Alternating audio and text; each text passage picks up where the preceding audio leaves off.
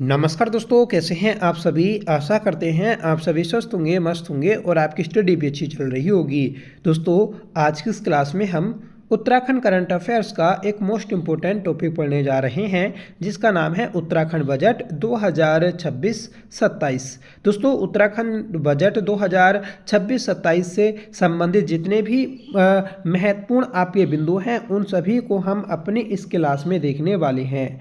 दोस्तों, ये एक ऐसा टॉपिक है जिससे आपके आने वाले सभी एग्जाम में कम से कम 2 से 3 प्रश्न देखने को मिलेंगे। तो जिन लोगों का वीडियो बीपीडी पटवारी लेखपाल का री एग्ज़ाम और दोस्तों जो एपीएस का मेंस एग्ज़ाम होगा, तो वह इस क्लास को लास्ट तक जरूर देख लीजिएगा। और जो भी आपके आने वाली नई भर्तियां होंगी, उनके लिए भी दोस्तों ये क्लास महत्वपूर्ण रहेगी। ठीक है, तो प्लीज़ क्लास को लास्ट तक जरूर देखें और क्लास पसंद आए तो इसे लाइक करें, दोस्तों में शेयर करें और हमारे टेलीग्राम चैनल को भी ज्वाइन जरूर कर लें। उसका लिंक आपको वीडियो के डिस्क्रिप्शन बॉक्स में मिल जाएगा। तो चलिए शुरू कर लेते हैं आज की अपनी इस क्लास को, जिसका पहला बिंदु है 3 मई 2001 को उत्तराखंड राज्य का पहला बजट रमेश पोखरियाल निशंक ने जारी किया था। देखिए, उत्तराखंड का पहला बजट जो जारी हुआ था, तो वह 3 मई 2001 को जारी हुआ था और ये बजट दोस्तों रमेश पोखरियाल निशंक के द्वारा जारी किया गया था। इस समय दोस्तों उत्तराखंड में अंतरिम सरकार थी। ठीक है, निर्वाचित सरकार का पहला बजट 2002-2003 में जारी किया गया था और ये बजट दोस्तों उत्तराखंड विधानसभा में मुख्यमंत्री नारायण दत्त तिवारी जी के द्वारा पेश किया गया था। देखिए, उत्तराखंड में पहली जो निर्वाचित सरकार बनी थी, तो वह मार्च 2002 में बनी थी। तो मार्च 2002-03 के लिए जो बजट पेश किया था, तो ये आपका मुख्यमंत्री एनडी तिवारी जी के द्वारा पेश किया गया था। उत्तराखंड की ग्रीष्मकालीन राजधानी गैरसैंण के विधानसभा में प्रथम बजट त्रिवेंद्र सिंह रावत ने 2021-22 में पेश किया था। देखिए, उत्तराखंड का दूसरा विधानसभा भवन जो है, तो वह आपका गैरसैंण में स्थित है। यहाँ पर पहली बार जो बजट पेश किया गया था, तो वह त्रिवेंद्र सिंह रावत के द्वारा 2021-22 के लिए पेश किया गया था। वर्ष 2026-27 का बजट जो पेश किया, तो ये दोस्तों मुख्यमंत्री पुष्कर सिंह धामी जी के द्वारा पेश किया गया। देखिए, इस समय उत्तराखंड का कोई वित्त मंत्री नहीं है, जिस कारण मुख्यमंत्री ने वित्त मंत्री के रूप में इस बजट को पेश किया है। ठीक है, और ये बजट जो आपका पेश किया गया 2026-27 का, तो ये मुख्यमंत्री पुष्कर सिंह धामी जी के द्वारा उत्तराखंड की ग्रीष्मकालीन राजधानी गैरसैंण के भराड़ीसैंण विधानसभा भवन में पेश किया गया। ठीक है, तो क्वेश्चन बन जाएगा कि 2026-27 का बजट किसने पेश किया और कहाँ पेश किया गया था। ठीक है, उत्तराखंड का पहला जेंडर बजट 2007-08 में प्रस्तुत किया गया था। देखिए, हमारे बजट में जेंडर बजट का भी प्रावधान है। जेंडर बजट को हम अलग से नहीं प्रस्तुत करते, बल्कि जो हमारा आम बजट होता है उसी में ये जेंडर बजट शामिल होता है। तो पहली बार जेंडर बजट की व्यवस्था जो की गई थी, तो ये 2007-08 में की गई थी। राज्य बजट का उल्लेख संविधान के अनुच्छेद 202 के तहत राज्य सरकार के द्वारा प्रति एक वित्तीय वर्ष के लिए वार्षिक वित्तीय विवरण यथास्थिति विधानमंडल के दोनों सदनों के समक्ष प्रस्तुत किया जाना अनिवार्य है। देखिए, जिस राज्य में 2 विधानसभा सदन है, ठीक है, सॉरी, विधानमंडल के 2 सदन हैं, तो वहाँ पर ये जो बजट है आपका या फिर वार्षिक वित्तीय विवरण है, इसको प्रस्तुत किया जाना अनिवार्य है। हमारे यहाँ पर सिर्फ विधानसभा है, तो इसे विधानसभा में ही प्रस्तुत किया जाता है। जहाँ पर विधान परिषद है, तो वहाँ पर विधान परिषद में भी बजट लाया जाता है। तो किस अनुच्छेद के तहत दोस्तों वार्षिक वित्तीय विवरण का उल्लेख किया गया है, तो अनुच्छेद 202। ठीक है, और जो हमारा भारत का या फिर राष्ट्रीय वार्षिक वित्तीय विवरण है, तो वह अनुच्छेद 112 में आता है। ठीक है, आगे बढ़ेंगे कि भारत की अर्थव्यवस्था मिश्रित है, जिसमें निजी एवं सार्वजनिक दोनों क्षेत्रों का सह अस्तित्व होता है, लेकिन उत्तराखंड की अर्थव्यवस्था ब्रिटिश काल से मनी ऑर्डरी प्रकार की रही है और उत्तराखंड की अर्थव्यवस्था दोस्तों पर्यटन पर आधारित है। ठीक है, वर्ष 2000 में राज्य गठन के समय राज्य पर 3165.9 करोड़ का अतिरिक्त बोझ डाला गया, जो 2020 में बढ़कर 64,652.9 करोड़ हो गया है। देखिए, जब हमारा उत्तराखंड बना था तो उत्तराखंड पर जो यूपी थी, ठीक है, उत्तर प्रदेश सरकार थी, तो उसने हमारे राज्य पर 3165.9 करोड़ रुपए का कर्ज डाला था। ठीक है, जो आगे बढ़कर 64,652.9 करोड़ हो गया है। और दोस्तों 2026 में ये और भी बड़ी अमाउंट हो चुकी होगी। ठीक है, अगला पॉइंट है हमारा कि केंद्र सरकार द्वारा उत्तराखंड को 1 अप्रैल 2001 से विशेष राज्य का दर्जा दिया गया। यह दर्जा प्राप्त करने वाला उत्तराखंड 11वां राज्य है। देखिए, उत्तराखंड को विशेष राज्य का दर्जा 1 अप्रैल 2001 को मिला था और ये दोस्तों दर्जा पाने वाला भारत का 11वां राज्य था। अब देखिए, इसमें से जो जम्मू कश्मीर था उसको हटा दिया और वह आपका अब एक यूटी बन गया है। तो इसलिए अब आपसे बोला जाए कि उत्तराखंड जो है तो वह किस नंबर का राज्य है जिसे विशेष राज्य का दर्जा मिला, तो 10वें नंबर का राज्य है।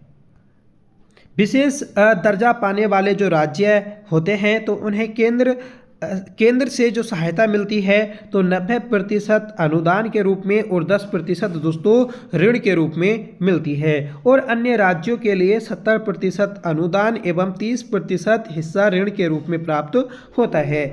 मतलब अगर केंद्र सरकार ने 100 रुपये किसी राज्य को उधार दिए तो उसमें से 90 जो रुपए होंगे तो वह अनुदान के रूप में, मतलब सब्सिडी के रूप में, और 10 रुपये जो होंगे तो वह कर्ज के रूप में चुकाने होंगे।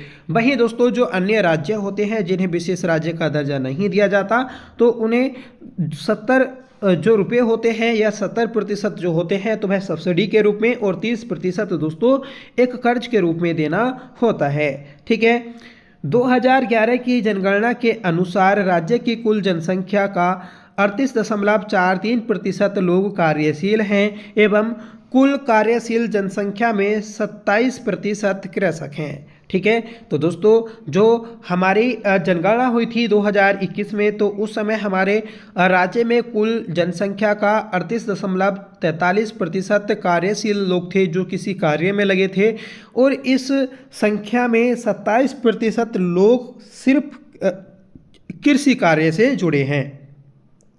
कृषि कार्य में 50% से अधिक योगदान महिलाओं का रहता है। ठीक है, हमारे उत्तराखंड में दोस्तों कृषि के जो कार्य किए जाते हैं तो वह 50% से ज़्यादा महिलाओं के द्वारा किए जाते हैं।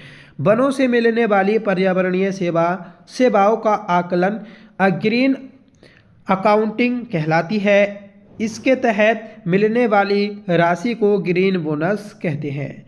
ठीक है, तो जो पर्यावरणीय सेवाएं होती हैं उनके आकलन को ग्रीन अकाउंटिंग कहते हैं। ठीक है, और वहीं दोस्तों जो पर्यावरण के लिए एक राशि मिलती है उसको ग्रीन बोनस बोला जाता है।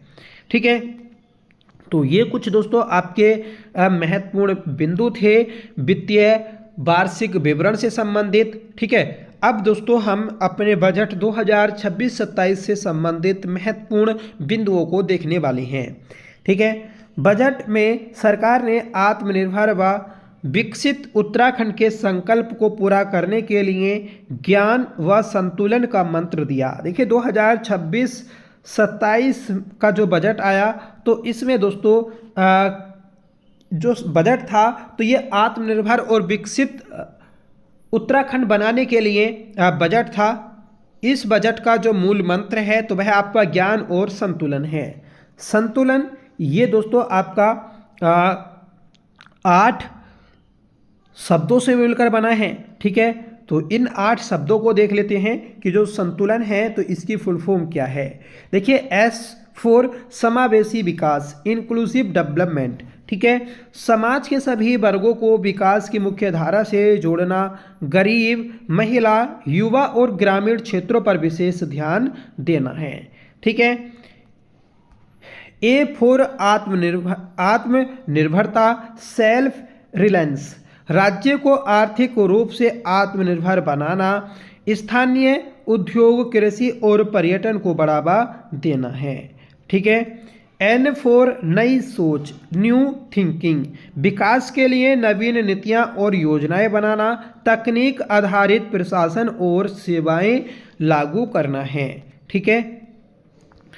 T4 दोस्तों तीव्र विकास, रैपिड डेवलपमेंट, बुनियादी ढांचे का तेज विकास करना, सड़क, बिजली, स्वास्थ्य और शिक्षा में निवेश करना है। U4 उन्नत गांव एवं शहर, एडवांस विलेज और सिटी। ठीक है। तो ये U4 है। इसमें दोस्तों स्मार्ट गांव, आधुनिक शहरों का विकास, ग्रामीण और शहरी विकास योजनाओं का विस्तार। L4 दोस्तों लोक सहभागिता, पब्लिक पार्टिसिपेशन, विकास योजनाओं में जनता की भागीदारी, पंचायत और स्थानीय संस्थाओं की भूमिका बढ़ाना। A4 आर्थिक विकास, इकोनॉमिक ग्रोथ, रोजगार सृजन और निवेश को बढ़ावा, उद्योग, पर्यटन और कृषि क्षेत्र का विकास। ठीक है। तो ये आर्थिक विकास के अंतर्गत होना है। N4 न्यायपूर्ण व्यवस्था, जस्ट सिस्टम, पारदर्शी और जवाबदेह प्रशासन, सभी के लिए समान अवसर और न्याय। ठीक है। बजट 2026-27 ये कुल जो पेश किया गया आपका 1,11,703.21 करोड़ का पेश किया गया, जो कि सभी वर्षों में सबसे बड़ा बजट है। पिछले वर्ष की तुलना में इस साल का बजट 10.41% अधिक है। ठीक है। पिछले साल जो आपका बजट पेश किया गया था तो ये 10,11,75.33 करोड़ का बजट था, और इससे भी पहले 2024-25 में जो पेश किया गया था तो ये दोस्तों 8,92,330.07 करोड़ का था। ठीक है। तो याद रखिएगा, महत्वपूर्ण है। आपसे पिछला बजट भी पूछा जा सकता है और आपसे पिछले बजट की तुलना में इस साल के बजट में वृद्धि भी पूछी जा सकती है। इस साल का बजट जो है तो इसमें कुल प्राप्तियां कितनी हैं और राजस्व प्राप्तियां कितनी हैं, पूंजीगत प्राप्तियां कितनी हैं। तो दोस्तों राजस्व प्राप्तियां हैं 67,525.77 करोड़ रुपए। वहीं पूंजीगत प्राप्तियां हैं दोस्तों 42,617.35 करोड़ रुपए। इन दोनों का टोटल जो है तो ये आपका दोस्तों 1,10,143.12 करोड़ रुपए है। ठीक है। और जबकि हमारा जो कुल बजट था तो वह कितना था, तो वह था दोस्तों आपका 1,11,703.21 करोड़। तो हमने बजट तो ज़्यादा रुपए का पेश किया है। ठीक है। और हमारी जो कुल प्राप्तियां हैं तो वह दोस्तों 1,10,143.42 करोड़ रुपए की हैं। तो कुल बजट और कुल प्राप्तियों के बीच का जो डिफरेंस होता है तो वही दोस्तों हमारा बजट घाटा होता है। ठीक है। तो राजकोषीय घाटा होने का जो अनुमान है तो वह दोस्तों 12,579.79 करोड़ रुपए का है। ठीक है। तो याद रखें कि राजकोषीय घाटा भी आपसे पूछा जा सकता है और इसका जो प्रतिशत है तो ये 2.94% है। ठीक है। अब देखिए जो हमारा बजट है, ठीक है, तो इसका व्यय का प्रावधान, तो राजस्व व्यय जो होगा तो ये आपका 64,989.44 करोड़ रुपए का होगा, और पूंजीगत व्यय जो है दोस्तों तो 46,713.77 करोड़ रुपए का पूंजीगत व्यय होगा, और पूंजीगत परिव्यय जो है तो ये दोस्तों आपका 18,152.73 करोड़ रुपए का रहने वाला है। ठीक है। तो ये सभी जो अमाउंट हैं आपको बिल्कुल अच्छे से याद करने हैं, क्योंकि पेपर में ये पूछ ली जाती हैं।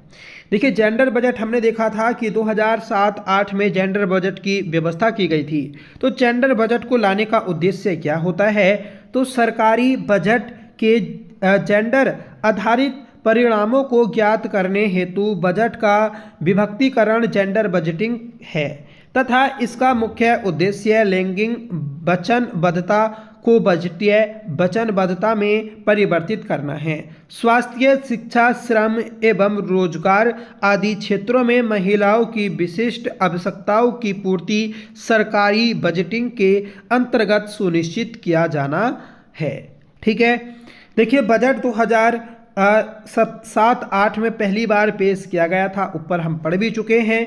इस साल का बजट जो है जेंडर बजट, तो ये आपका 19,692.02 करोड़ रुपए का है। वहीं पिछले साल का जो जेंडर बजट था तो वह दोस्तों आपका 16,961.92 करोड़ रुपए का था। इस साल का बजट पिछले साल की तुलना में 2,730 करोड़ रुपए अधिक है। ठीक है, तो जेंडर बजट पिछले वर्ष की तुलना में कितना अधिक है, 2730 करोड़ अधिक है। ठीक है, अब बात करेंगे हम दोस्तों जीएसडीपी, सकल राज्य घरेलू उत्पाद, ग्रोस स्टेट डोमेस्टिक प्रोडक्ट। दोस्तों इस साल जो आपका ये जीएसडीपी रहा तो ये रहा है दोस्तों 3,81,879 करोड़ रुपए। ठीक है, और वहीं जो हमारा राज्य का पहला बजट था उस समय जो रहा तो ये था दोस्तों 15,826 करोड़। ठीक है, तो 2001-2 में 15,826 करोड़ और दोस्तों 2025-26 में 3,81,889 करोड़ रहा है। आगे बढ़ेंगे और बात करेंगे दोस्तों प्रति व्यक्ति आय 2026 की। ठीक है, तो प्रति व्यक्ति आय पेपर में पूछी जाती है। उत्तराखंड की प्रति व्यक्ति आय 2,73,921 रुपये हो गई है और हमारे राष्ट्रीय आय जो है, ठीक है, तो ये है 2,19,575 रुपये। ठीक है, तो हमारे राज्य की प्रति व्यक्ति आय अधिक है राष्ट्रीय प्रति व्यक्ति आय से। उत्तराखंड की आर्थिक विकास दर की हम बात करेंगे तो 7.23% रहने वाली है। इसे आप बिल्कुल अच्छे से याद रखिएगा। ठीक है, उत्तर प्रदेश से जब हमारा उत्तराखंड अलग हुआ था 2000 में तो उत्तरी भारत का एक हिमालयी राज्य बना था। ठीक है, जो अपनी खूबसूरती के लिए जाना जाता है और उत्तराखंड दोस्तों धार्मिक महत्व के लिए भी जाना जाता है। पिछले कुछ वर्षों में यह तेजी से विकसित हो रहा है। ठीक है, जिसमें विविध क्षेत्र की अर्थव्यवस्थाओं का योगदान रहा है। ठीक है, तो दोस्तों हम उत्तराखंड की विविध जो अर्थव्यवस्था है उस पर नज़र मारने वाले हैं। राज्य गठन के पश्चात राज्य की अर्थव्यवस्था के घटकों में परिवर्तन जो हो रहा है उसको हम देखेंगे। तो अर्थव्यवस्था के घटक प्राथमिक क्षेत्र, द्वितीयक क्षेत्र, तृतीयक क्षेत्र। ठीक है, 2000 और 2001 में प्राथमिक क्षेत्र का योगदान जो रहा तो ये दोस्तों था आपका 30.99%। वहीं दोस्तों द्वितीयक क्षेत्र का रहा 18.55% और तृतीयक क्षेत्र मतलब सर्विस सेक्टर का 50.46% रहा। मतलब जब 2000 और 2001 का बजट पेश किया गया था तो उस समय सर्वाधिक जो योगदान रहा उत्तराखंड की अर्थव्यवस्था में तो वह तृतीयक क्षेत्र का रहा था। ठीक है, 2008-2009 में बात करेंगे तो प्राथमिक क्षेत्र का योगदान 13.57% रहा और द्वितीयक क्षेत्र का 33.88% रहा और दोस्तों तृतीयक क्षेत्र का 52.55% रहा। ठीक है, फिर आगे चलकर दोस्तों जो धीरे धीरे उत्तराखंड में उद्योग लगने लगे, सिडकुल आ गया। ठीक है, तो उसी के साथ क्या हुआ, जो विनिर्माण क्षेत्र था तो वह अपने पांव जमाने लगा था और द्वितीयक क्षेत्र के अंतर्गत विनिर्माण आता है तो फिर दोस्तों जो विनिर्माण था उसका प्रतिशत बढ़ने लगा था। ठीक है, और पिछले 2 वर्षों से क्या हुआ, अब फिर से ये चेंज हुआ और फिर दोस्तों आपका जो विनिर्माण क्षेत्र जो था वो घटने लगा और सर्विस सेक्टर बढ़ने लगा। ठीक है, तो 2025-26 में जो आपका अनुमानित है तो ये है दोस्तों प्रथम क्षेत्र का 9.59%, वहीं द्वितीय क्षेत्र का 39.95% और तृतीय क्षेत्र का है दोस्तों 50.46%। तो इसे आप अच्छे से याद रखिएगा, 9.59% प्रथम क्षेत्र का और 39.95% द्वितीय क्षेत्र का और तृतीय क्षेत्र का सर्वाधिक योगदान है 50.46%। ठीक है, ये आपके एक ग्राफ के माध्यम से आंकड़े दर्शाए गए हैं, इसको आप देख लीजिएगा। ठीक है, इसको हम ऊपर टेबल के माध्यम से पढ़ चुके हैं। उत्तराखंड राज्य की स्थापना के पश्चात राज्य की अर्थव्यवस्था में अभूतपूर्व परिवर्तन हुआ है। तालिका 1 को देखने से स्पष्ट होता है कि प्राथमिक क्षेत्र जिसमें वन, कृषि, मत्स्य तथा खनन सम्मिलित हैं का सकल राज्य घरेलू उत्पाद में योगदान वर्ष 2001 में 39.99% से घटकर वर्ष 2024-25 में जो हो गया तो ये हुआ है दोस्तों आपका 18.55%। सॉरी, ये हो गया था आपका 9.59%। ठीक है, तो इसको हम ऊपर देख चुके हैं। अब देखिए हम देखेंगे कि जो हमारा बजट है इसको तैयार जो किया गया तो इसके लिए पैसा कहाँ से आया और कहाँ पर ज़्यादा खर्च होगा। ठीक है, तो रुपया आया कहाँ से। ठीक है, तो देखिए यहाँ पर दर्शाया गया है जो आपका ये बैंगनी कलर है तो ये स्वयं का कर राजस्व है। स्वयं का कर राजस्व इस वर्ष सबसे ज़्यादा है 28.85%। 28.85% ये सर्वाधिक स्वयं का कर राजस्व है। मतलब हमारा जो बजट तैयार हुआ उसमें सर्वाधिक जो हिस्सा रहा तो वह स्वयं के कर राजस्व से रहा है।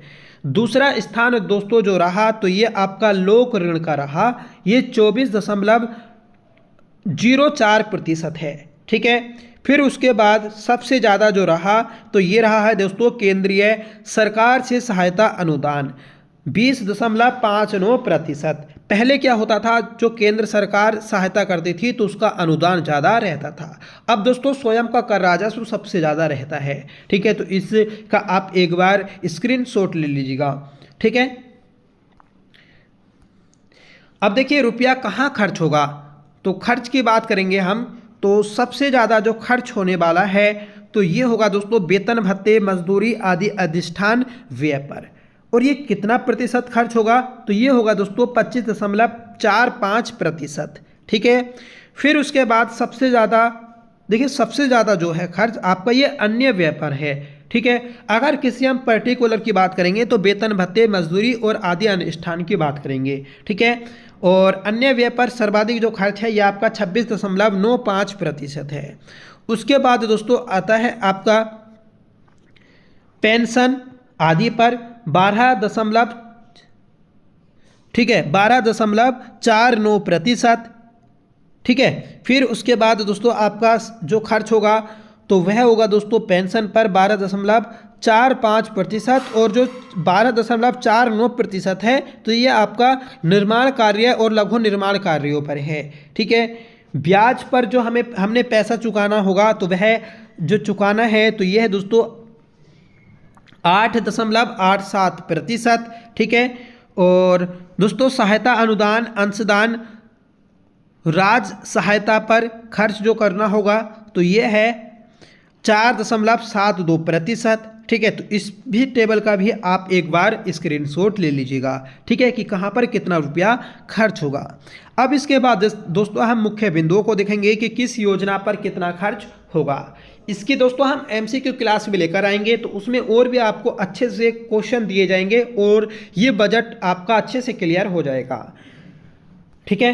तो पहला है दोस्तों कि जो चंपावत में महिला स्पोर्ट्स कॉलेज बनेगा, उसके लिए कितने करोड़ की राशि का प्रावधान किया गया, तो 10 करोड़ राशि का प्रावधान किया गया।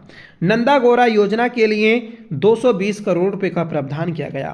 प्रधानमंत्री मातृत्व वंदना योजना के लिए 47.78 करोड़ रुपए का प्रावधान किया गया। मुख्यमंत्री महालक्ष्मी किट योजना के लिए ये किया गया है दोस्तों 7.38 करोड़ रुपए। मुख्यमंत्री आंचल अमृत योजना के लिए 1 करोड़ से अधिक का प्रावधान किया गया। गंगा गाय महिला डेयरी विकास योजना के लिए 5 करोड़ का प्रावधान किया गया। आयुष्मान योजना के लिए जो प्रावधान किया गया है 600 करोड़ रुपए का प्रावधान किया गया।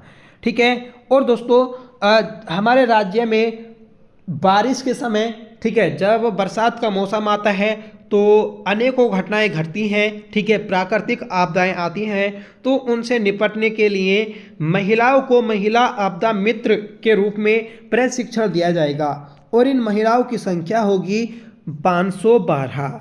ठीक है। राज्य की MTFP नीति का मुख्य उद्देश्य निम्न विवरण के अनुसार पूर्ति किया जाना है। ठीक है। देखिए, जो हमारा राजस्व घाटा होगा तो उसे शून्य करना है। राजकोषीय घाटा को 2023-24 से 2024-25 तक GSDP का 3% बनाए रखना है। ठीक है। और राज्य के जनपद बागेश्वर और चंपावत में एक एक वाइनरी की स्थापना की जानी है। मतलब दोस्तों जो आपके माल्टा, सेब, अंगूर, ठीक है, इनसे जो आपकी वाइन बनती है तो उसके लिए, उसके उत्पादन के लिए चंपावत और बागेश्वर में वाइनरी की स्थापना की जानी है। ठीक है। तो ये थी दोस्तों आज की हमारी क्लास, जिसमें हमने उत्तराखंड के वार्षिक वित्तीय विवरण 2026-27 को देखा। इसके अलावा दोस्तों जो भी आपके और इम्पोर्टेंट क्वेश्चन मिलेंगे उनको हम जल्द ही देख लेंगे। ठीक है। आपकी जब MCQ क्लास आएगी उसमें हम उसको कवर कर लेंगे। तो आपसे रिक्वेस्ट है कि प्लीज़ आप जो आने वाली क्लास होगी उसको भी ज़रूर देख लीजिएगा। ठीक है। देखिए, इस बजट में सर्वाधिक जो प्रति व्यक्ति आय वाला जनपद है तो वह हरिद्वार है, और सबसे कम प्रति व्यक्ति आय वाला जो है तो पिछले वर्ष की तरह ही रुद्रप्रयाग है। ठीक है। इस चीज़ को भी याद रखिएगा। ठीक है। देखिए, कुछ चीज़ें हैं आपकी, उनको एक बार देखते हैं। जैसे दोस्तों बैट आपका पेपर में पूछा जाता है। ठीक है। वैल्यू एडिड टैक्स, मूल्य वर्धित कर, इसे दोस्तों उत्तराखंड में 1 अप्रैल 2005 को लागू किया गया था। ठीक है। और इसे लागू करने वाला उत्तराखंड देश का 22वां राज्य था। ठीक है, याद रखिएगा। ऐसे ही दोस्तों आपका GST पूछा जाता है, तो GST माल एवं सेवा कर, वस्तु एवं सेवा कर, ये दोस्तों एक इनडायरेक्ट टैक्स है। ठीक है, जिसके तहत सेवा कर, बिक्री कर आदि कर शामिल किए जाते हैं। इसे उत्तराखंड विधानसभा में जो लाया गया तो 2 मई 2017 को एक विधेयक के माध्यम से लाया गया था। ठीक है। और इसे 1 जुलाई 2017 को लागू कर दिया गया था। ठीक है, याद रखिएगा। और इसे लागू करने वाला ये देश का 5वां राज्य बन गया था। तो उत्तराखंड GST को लागू करने वाला कौन सा राज्य बना, तो दोस्तों 5वां राज्य बना था। ठीक है।